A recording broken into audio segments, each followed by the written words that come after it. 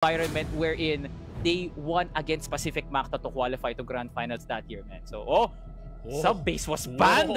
Hello? We are getting Eagle Eye. I am telling you, man. God. Sabi ko sa'yo, man.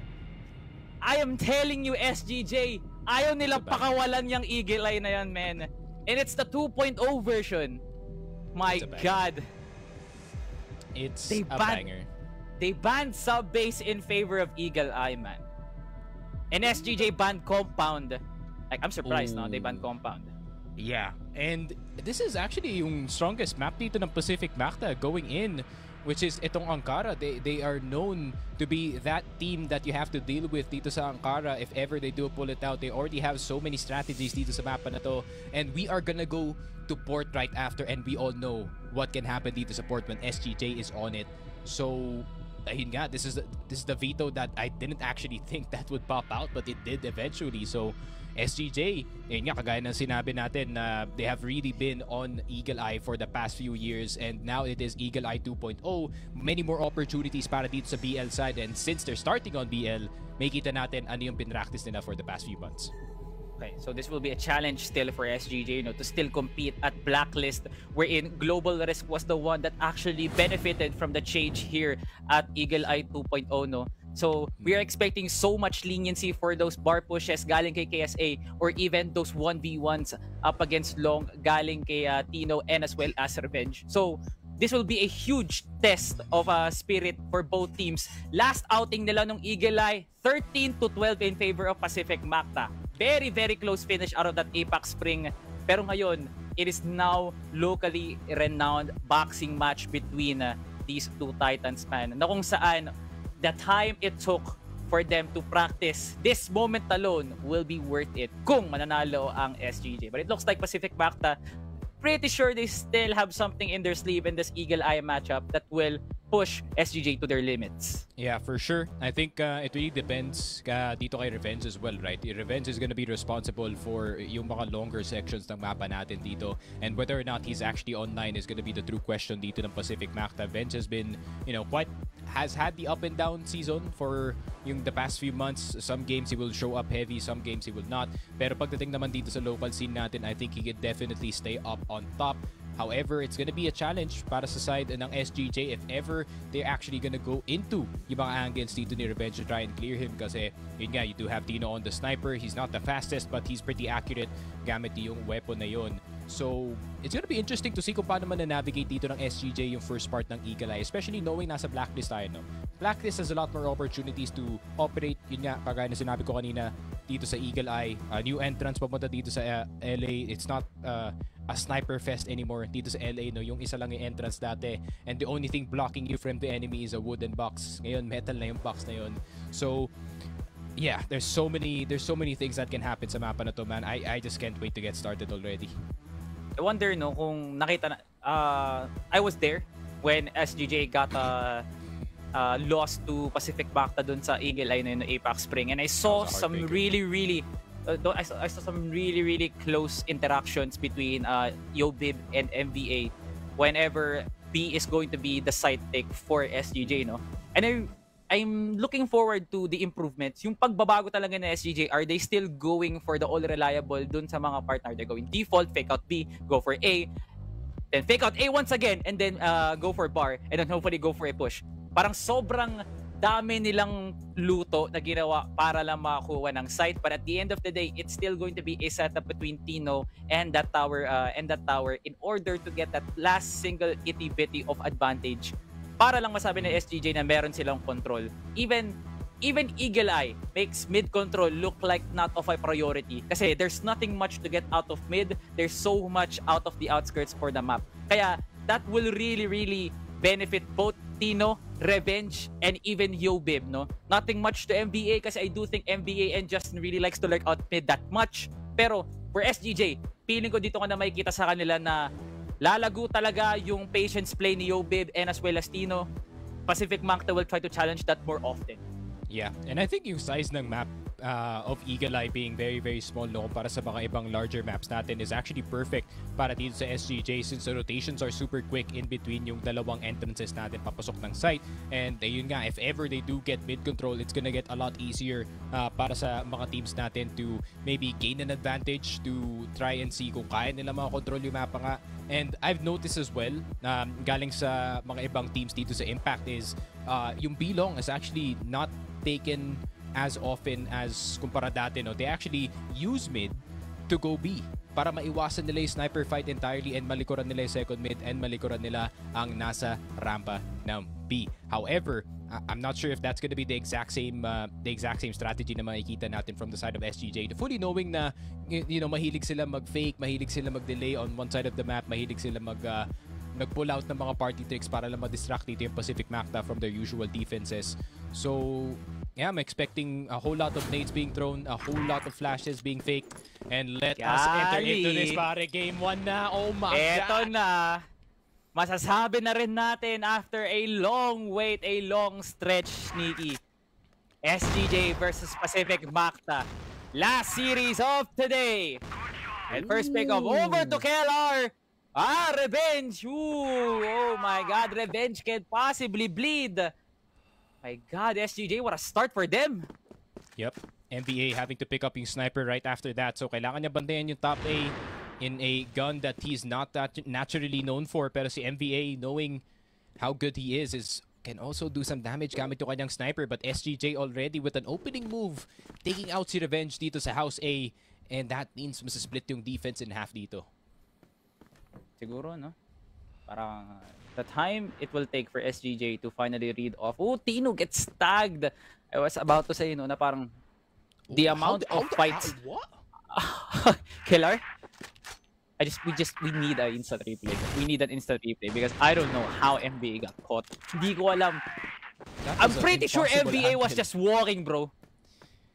Pretty sure that's MBA. An impossible angle to clear, pare, knowing how thin it is. Tino's gonna go down, but it's a 4v3 and may advantage pa dito ang SGJ. Double sniper looking pretty nicely here for SGJ, and so does Pacific Macta. But if ever it will go to the position wherein Pacific Macta kailangan na rin nila mag-double sniper para lang matapatan dito ang SGJ, they might just do that but at the expense of an entering aggression talaga. No? Baka mahirapan palalo ang Pacific Macta as SGJ because of the upper high ground. SGJ won that round really nicely. Yep, it slipped my mind na Keller can also snipe. And that has been a thing for the longest time dito ng SGJ. If Tino cannot find it, might as well have Keller have a turn dito sa kanyang sniper. And he took out both si MVA and si Revenge. That's a boost in the confidence dito ng SGJ to make further plays dito sa mapa natin ng Eagle Eye. And the fact na nakuha na nila yung first round on BL. Nako, PM, they're gonna need to focus up here. Well, huge marquee matchup here still. Kala talaga natin, it's going to be KSA versus NBA. But what we're seeing so far is a sniper fest between KLR at Revenge. Na kung saan Revenge and ZYK will be most likely trying to utilize this LB setup. It's a kite smoked. This might just be one of the few matchup na hindi ko alam kung i-challenge pa rin ba ni Revenge or rotate to A and then try to get something from there instead. Kasi SGJ, they might just leave that open in favor of a retake. And ZYK, my God, what was that position? He got to Keller and Tino. Nanahimik bigla. And Pacific Macta now on the board with 5 members alive compared to the 3 of SGJ. Yeah, and that's a very common angle that you have to take dito sa LB as that sniper. And Zik also, we already know how capable he is pagdating sa kanyang barilan. And Justin getting almost to dito sa Bay Hotel, but Aldrin has him covered. Really good teamwork from the side of Pacific Macta to cover all their bases. Si Elvin na lang natitira. Pero rinig na yata siya dito, Revenge. He's looking for the trigger discipline pero hindi niya mahanap si MVA dito sa mid. MVA can react immediately. Pero Elvin, this is gonna be a tough A-take para sa kanya dito. Meron ng dalawang nakadaan ng bypass and palikod na nga ang Pacific Macta. Man, kailangan niya na hanapin ngayon si MVA, no? Di ko alam kung, Elvin is still clearing out the site or baka lumipat siya na B ngayon. Makikita niya si MVA dito pag angat niya. Man, di pa tinanim ni Elvin. He's gonna fight off NBA and that costed him the round. Yung oras na sanang tinanim niya would have been really close. Still, good sense here for MVA to still scout out A. Pero parang okay na rin yun para kay Elvin, no? And now, reset for both teams. Still same game plan para sa side ng Pacific Macta. And betting on the fact na if ZYK once again gets a revenge, I think SGJ will go back once again into a position wherein baka hindi na sila mag-push na A. Probably go for a mid-control instead. And then challenge anyone that would most likely flank them.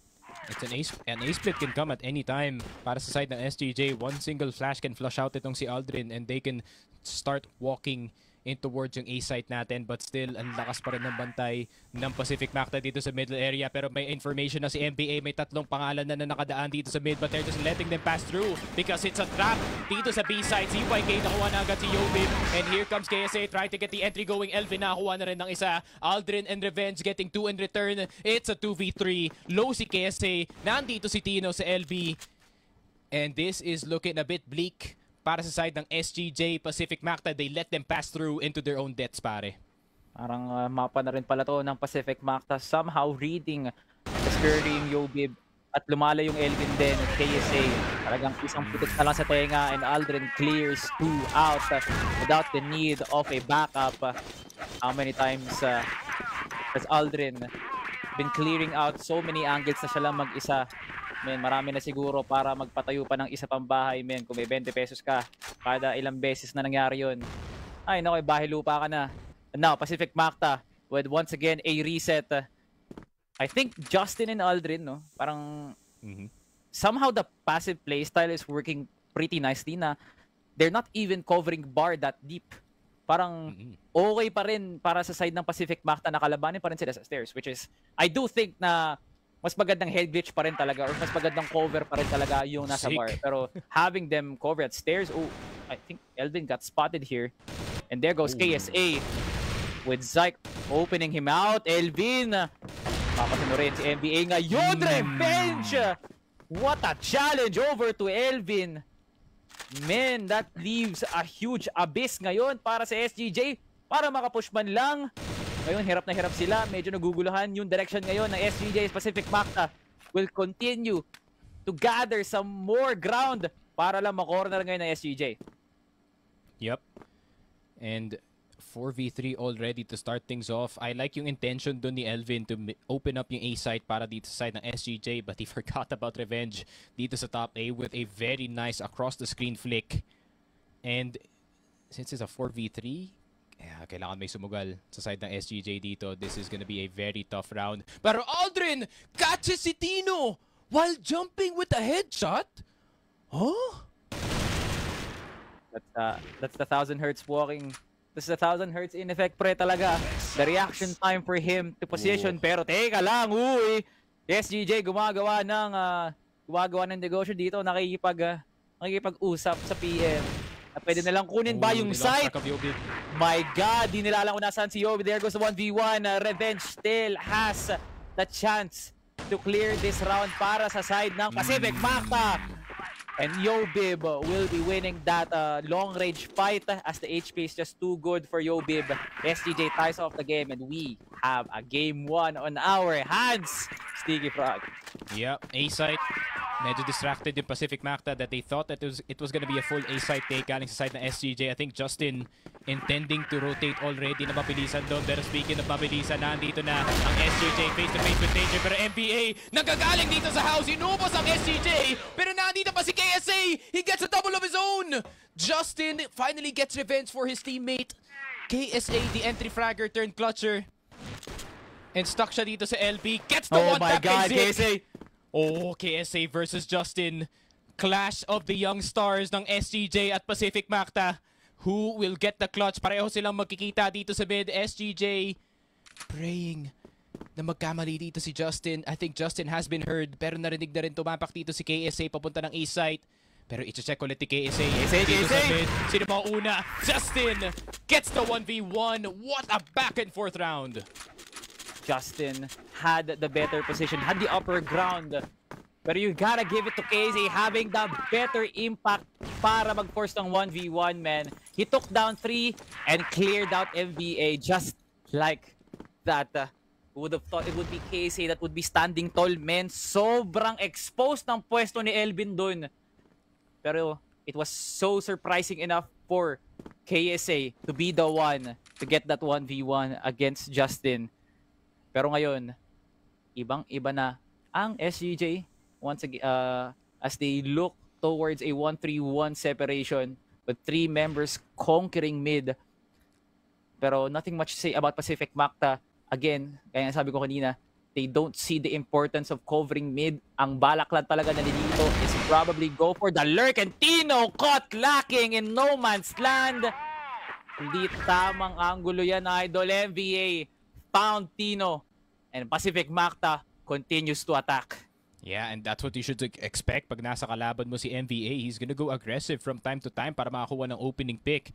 And that's a huge pick-off. Mawawala na agad si Tino dito. But at least for Tino, he does get to play the spectator game for now and get to lead his team while he is down. Pero Keller punished for jumping. And Revenge is now starting to make that sing. Pati si Aldrin nakisali na rin with that AK-47. Yobib, Elvin, last 2 left alive para sa SGJ. Turns into 1. Elvin falls. Yobib na lang natitira, the wonder kid ng SGJ. But against 5 players of Pacific Macta, it's next to impossible. Si Zik na mismo yung nag-peak sa bypass. And it is a 4-3 Pacific Macta. Again, surprising itong SGJ. And Pacific Macta, it looks like parang binibigyan talaga nila ng ultimatum mga SGJ to not pick Eagle Eye anymore. Because somehow those rounds were in Pacific Macta 1, it looks like they were able to read off SGJ. Not even covering mid, no? Wala silang kino-cover sa mid. Pero dahil nga sa rotation na binibigay ng PM, yung movement nila para ma-corner si Yobib at si Tino, it's like, alam nila kung saan patungo ang SGJ. They have activated wall hacks, pero actually wala naman talaga. Parang ano lang yan, sinasabi ko lang. Kasi PM really looks like a team that knows the whereabouts of Yobib pati si Tino. And that is very detrimental para pigilan talaga yung possible counter push na pwedeng gawin ng SGJ to fake out A. They always like to fake out A. And just like that, ZYK just guarded down Yobib. Like he knows where Yobib is. Parang ganun lang talaga, Elvin. Inside of the smoke, papasok na rin. Kasi hindi pa rin siya nahuhuli. Pero baliktad niya pa nga yung sitwasyon doon kay Justin. Aldrin finds Elvin finally. Tino na lang ang nabubuhay ngayon. 1 minute and 10. Tino gets MVA for his first kill finally. He's still breathing heavily dito, men. 3 pa ang buhay para sa Pacific Macta. Marami pa siyang oras dito para ma-clear out si Revenge kasi Aldrin, kaso nga lang hindi niya nakikita ngayon.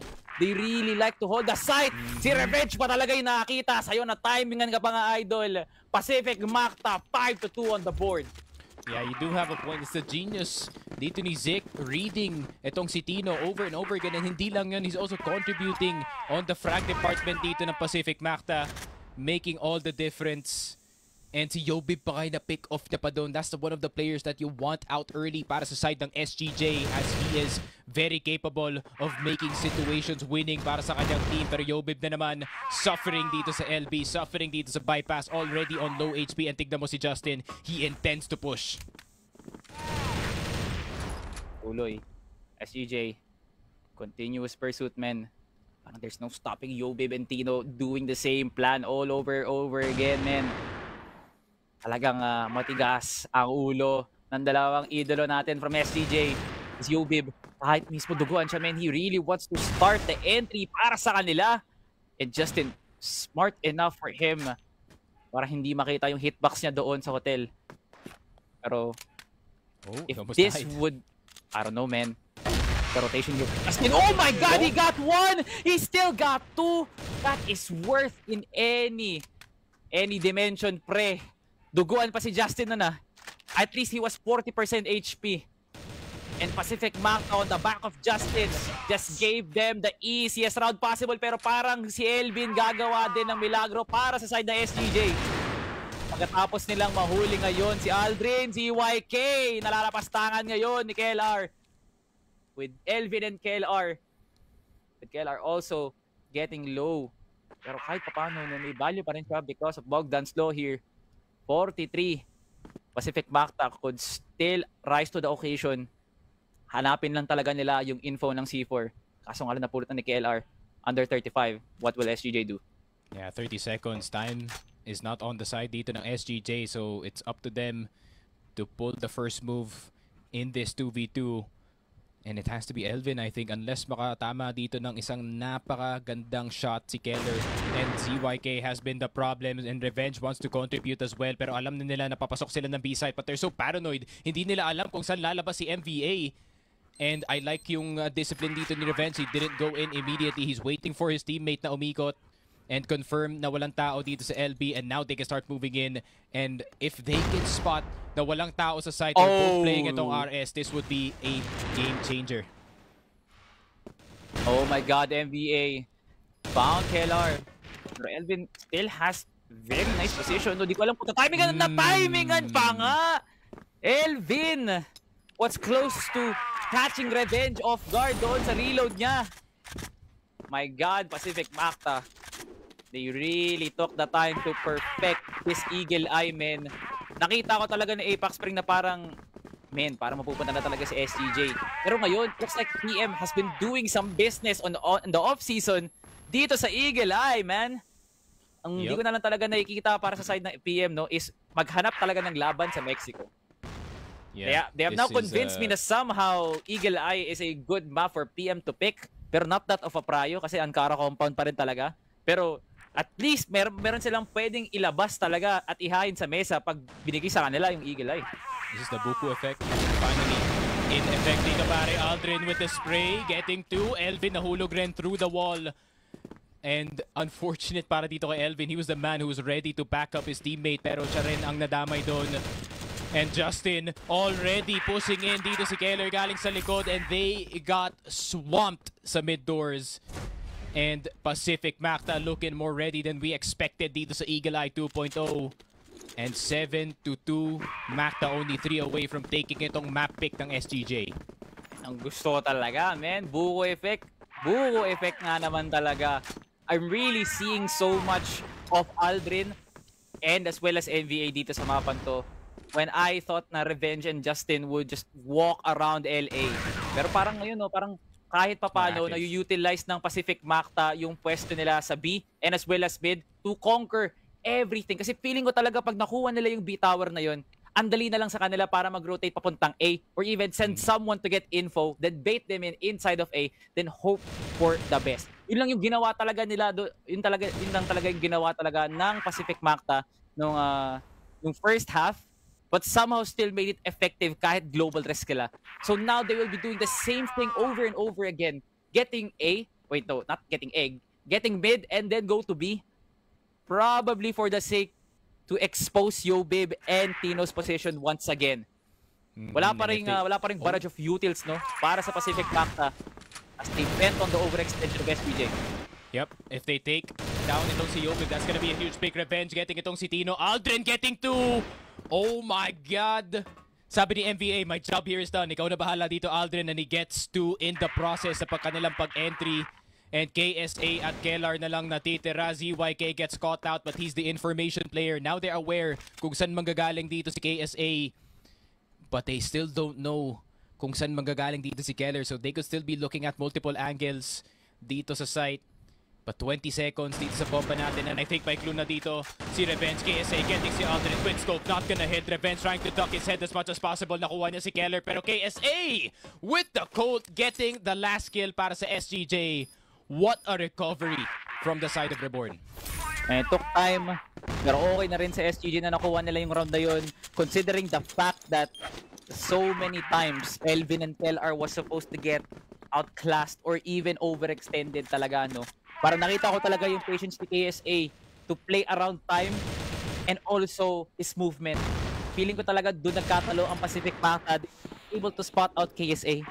And Elvin, as sad as it sounds, kahit nagamit siya as bait, still managed to be huge value for SGJ to get that round. But then again, kailangan pa rin nilang itrabaho yung 4 na rounds na yon as Pacific Macta still conquers the same strat from mid, heading into B without the need for them to go into link. Yun ang mahirap talaga sa strat ng Pacific Macta, but they are making it work na parang ginawa na nila yun ng paulit-ulit for a team that didn't play that much Eagle Eye last year.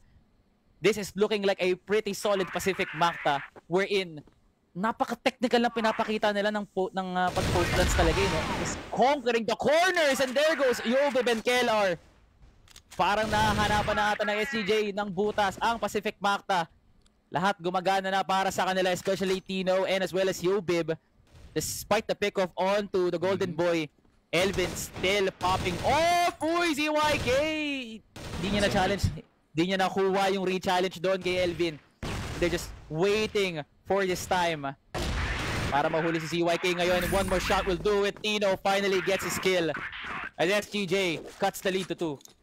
Yep, and SGJ time and time again. Medyo late yung flash ni Revenge actually galing dito sa LA. That could have actually helped with the mid push dito ng Pacific Macta. Blinding ang top A player, blinding ang player na malapit dito sa mid. And ayun nga, just some mechanical mistakes from the side of Macta, and SGJ punishing accordingly. Ang ganda ng pag-hold ni Keller dito sa may top A natin, helping the mid player in the process. So great communication between yung players dito ng SGJ so far, pare.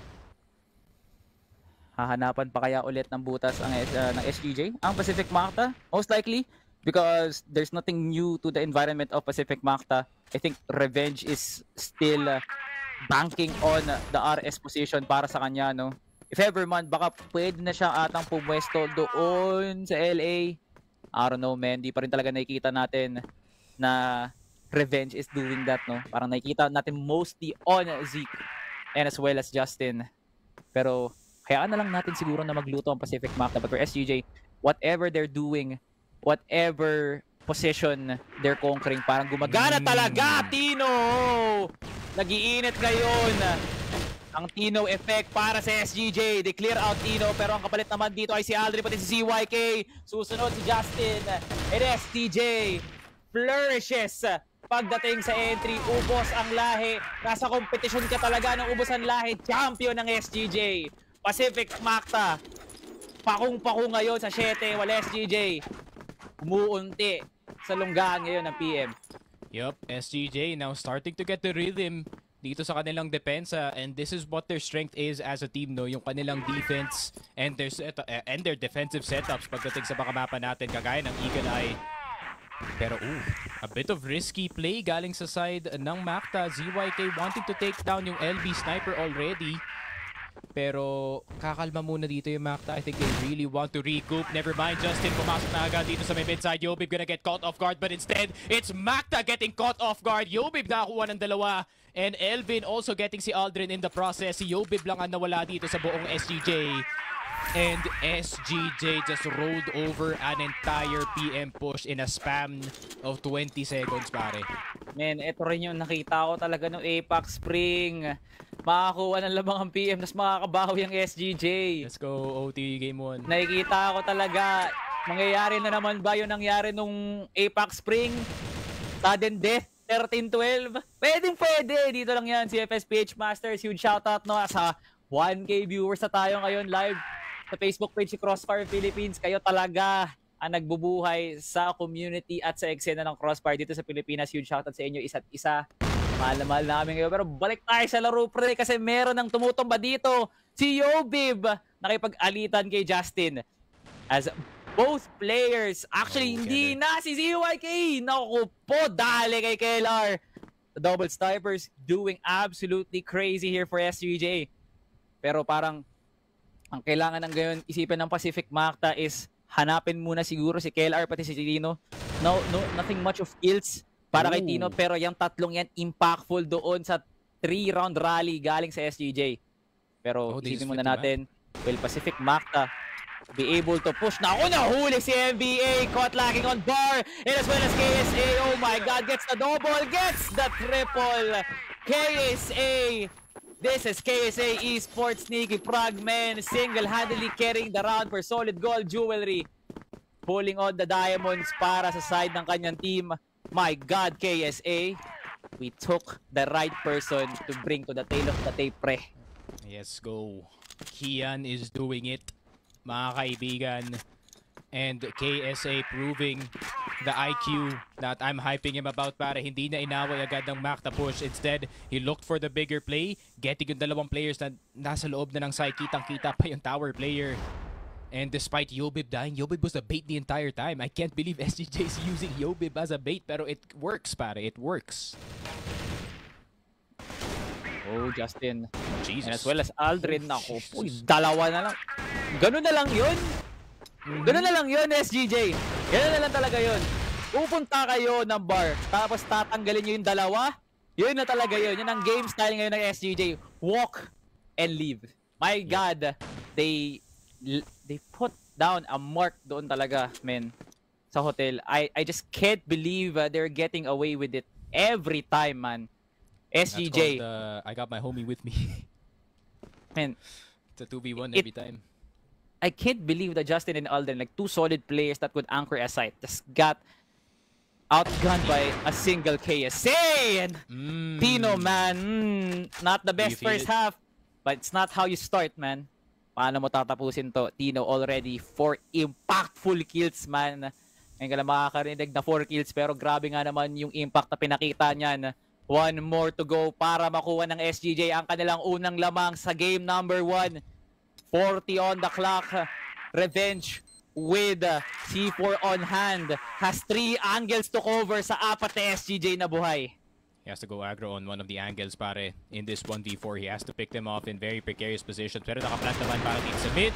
Oh, pero nataranta siya with the scope. 1 HP on Revenge and facing 3 players right through the smoke. And SGJ, they have taken the lead dito sa Eagle Eye. And SGJ, for the first time in this series, they managed to crawl a 5-point deficit para sila na ngayon ang lamang for this foundation round.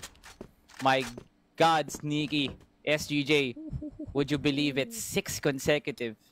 No amount of firepower can be compared to a team like SGJ, man. They are showing anyone. Whoever walks into the domain talaga na SGJ, man, mapapas lang talaga. PM wanted the smoke every time, MVA, and as well as Justin. Palagi na lang talaga sila nahuhuli dito. And as we wait, there goes Elvin. Shots being called in here by Pacific Macta. MVA gets caught. Naku po, Aldrin with a TK. Naku po, buta sa rango yan, idol. Isa na lang ang natitira para sa side ng Pacific Macta. SGJ still on board with 3 alive. Revenge is still breathing. Not for long. Meron nga ng bala sa baga mo, idol, as KLR puts the bullet into the heart of Revenge to put it to match point. And SGJ going for the jugular dito sa game natin. They are not gonna wait a while bago pa sila makakuha ng panalo dito. They're gonna go the exact same way. And tignan mo naman yung score.